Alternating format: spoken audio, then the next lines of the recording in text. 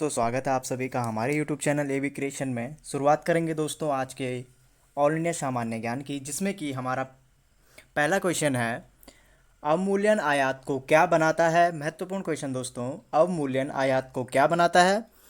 Option A महंगा, B घटाता है, सी ए व बी दोनों, डी इनमें से कोई नहीं। तो दोस्तों अवमूल्यन आयात को दोस्तों महंगा करता है, तो ऑप्शन नंबर ए हमारा इस क्वेश्चन का राइट आंसर हो जाएगा। तो बढ़ते दोस्तों आज के दूसरे क्वेश्चन की ओर, जो कि हमारे पास दिया गया है, भारत में पहली कृषि जनगणना कब हुई। महत्वपूर्ण क्वेश्चन दोस्तों, भारत में पहली कृषि जनगणना कब हुई। Option A 1970-71, B 1980-81, C 1960-61, D 1950-51। तो इसका जो राइट आंसर हो जाएगा ऑप्शन नंबर ए 1970-71 में दोस्तों भारत में पहली कृषि जनगणना हुई थी। तो ऑप्शन नंबर ए हमारा इस क्वेश्चन का राइट आंसर हो जाएगा। तो बढ़ते दोस्तों आज के तीसरे क्वेश्चन की ओर, कुटीर ज्योति कार्यक्रम का संबंध किससे है। महत्वपूर्ण क्वेश्चन। ऑप्शन ए ग्रामीण विद्युतीकरण, बी शिक्षा से, सी खेती से, डी खेती संबंधी। तो इसका जो राइट आंसर हो जाएगा दोस्तों ऑप्शन नंबर ए ग्रामीण विद्युतीकरण से दोस्तों कुटीर ज्योति कार्यक्रम का संबंध है। तो ऑप्शन नंबर ए ग्रामीण विद्युतीकरण हमारा इस क्वेश्चन का राइट आंसर हो जाएगा। बढ़ते क्वेश्चन नंबर 4 की ओर, भारत में कौन सी नोट निर्गमन प्रणाली प्रचलित है।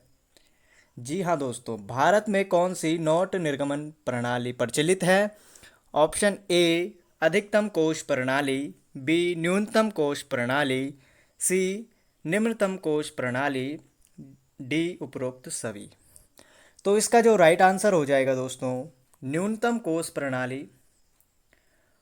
ऑप्शन नंबर बी हमारा इस क्वेश्चन का राइट आंसर होगा। भारत में दोस्तों न्यूनतम कोष प्रणाली नोट निर्गमन प्रणाली प्रचलित है। तो ऑप्शन नंबर बी हमारा इस क्वेश्चन का राइट आंसर होगा। बढ़ते अगले क्वेश्चन की ओर, चौथा क्वेश्चन हमारे पास है, पॉलिटिक्स ऑफ चरखा नामक पुस्तक किसने लिखी। Option A K Shahni, B J P Shahni, C K J Kripalani, D J B Kripalani.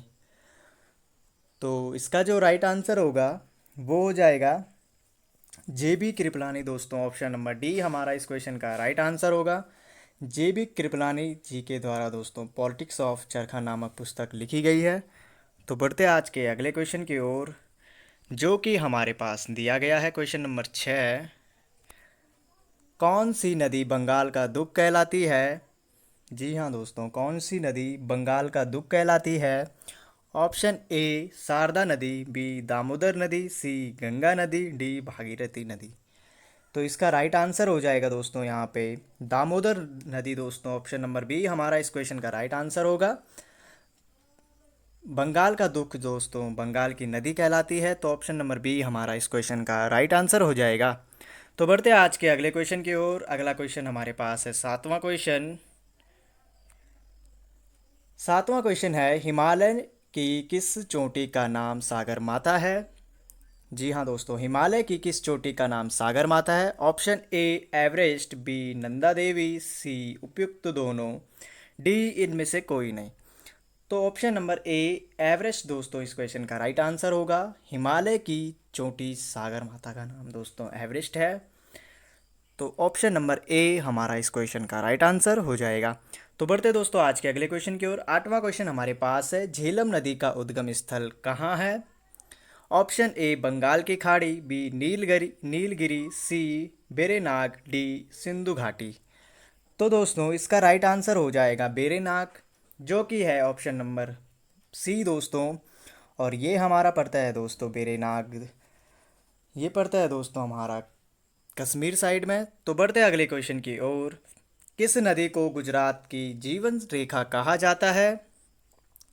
Option A Narmada को, बी कावेरी को, सी काली नदी को, डी सिंधु नदी को।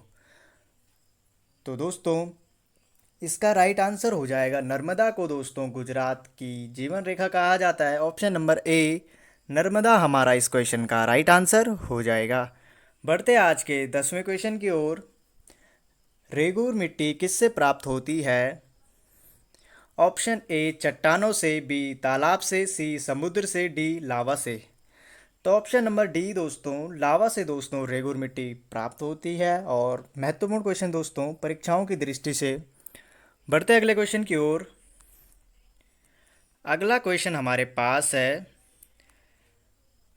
दोदा बेटा किस पर्वत की सर्वोच्च चोटी का नाम है? जी हाँ दोस्तों, दोदा बेटा किस पर्वत की सर्वोच्च चोटी का नाम है? Option A Nilgiri, B Nanda Devi, C Everest, D इनमें से कोई नहीं।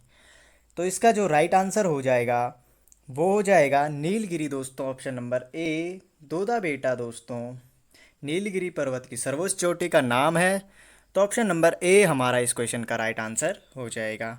बढ़ते अगले क्वेश्चन की ओर जो कि हमारे पास दिया गया है।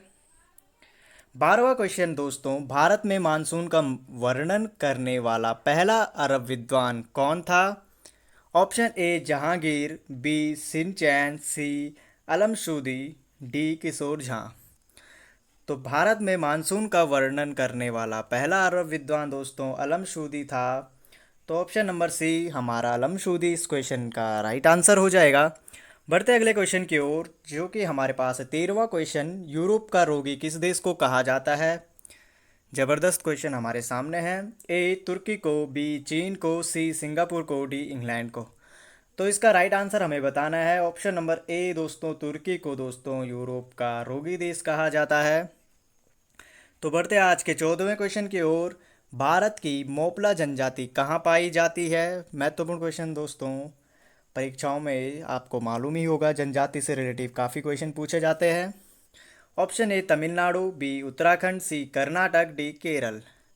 तो भारत की मोपला जनजाति दोस्तों जो पाई जाती है ये पाई जाती है दोस्तों केरल में। तो ऑप्शन नंबर डी केरल हमारा इस क्वेश्चन का राइट आंसर हो जाएगा। तो बढ़ते अगले क्वेश्चन की ओर। 15वां क्वेश्चन दोस्तों बहुत ही महत्वपूर्ण क्वेश्चन है। देवप्रयाग की नदियों किन नदियों के संगम पर स्थित है? जी हाँ दोस्तों, यहाँ पे थोड़ा मिसप्रिंट हुआ है। देवप्रयाग किन नदियों के संगम पर स्थित है? और ऑप्शन ए अलकनंदा एवं भिलंगना, बी भागीरथी एवं अलकनंदा, सी देवप्रयाग एवं अलकनंदा, डी अलकनंदा एवं टोश नदी। तो इसका जो राइट आंसर हो जाएगा दोस्तों भागीरथी तथा अलकनंदा। जी हाँ दोस्तों, ऑप्शन नंबर बी भागीरथी व अलकनंदा ही दोस्तों इस क्वेश्चन का राइट आंसर होगा। देवप्रयाग जो है दोस्तों भागीरथी एवं अलकनंदा के संगम पर स्थित है और ये हमारा दोस्तों उत्तराखंड में है। तो ध्यान रखने वाली बात है दोस्तों, ये सवाल उत्तराखंड से पूछा गया है। तो बढ़ते अगले क्वेश्चन की ओर। 16वां क्वेश्चन हमारे पास है दोस्तों, तवा किस न, तवा नदी किसकी सहायक नदी है? ऑप्शन ए काली नदी, बी नर्मदा नदी, सी कावेरी नदी, डी भिलंगना नदी।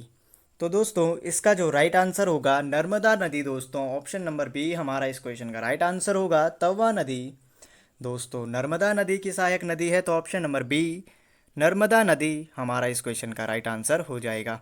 बढ़ते अगले क्वेश्चन की ओर। जोजिला दर्रा किस राज्य में स्थित है? Option A Gujarat, B Jammu Kashmir, C Uttarakhand, D Uttar Pradesh. तो दोस्तों जोजिला दर्रा हमारा जम्मू कश्मीर में है दोस्तों। तो option number B Jammu Kashmir दोस्तों हमारा इस क्वेश्चन का राइट आंसर हो जाएगा। बढ़ते अगले क्वेश्चन की ओर। 18वां क्वेश्चन हमारे पास है, कौन सी नदी भारत और नेपाल के बीच सीमा बनाती है? ऑप्शन ए नर्मदा नदी, बी सिंधु नदी, सी कावेरी नदी, डी काली नदी। तो दोस्तों इसका राइट आंसर जो होगा वो हो जाएगा काली नदी दोस्तों। ऑप्शन नंबर डी हमारा इस क्वेश्चन का राइट आंसर होगा।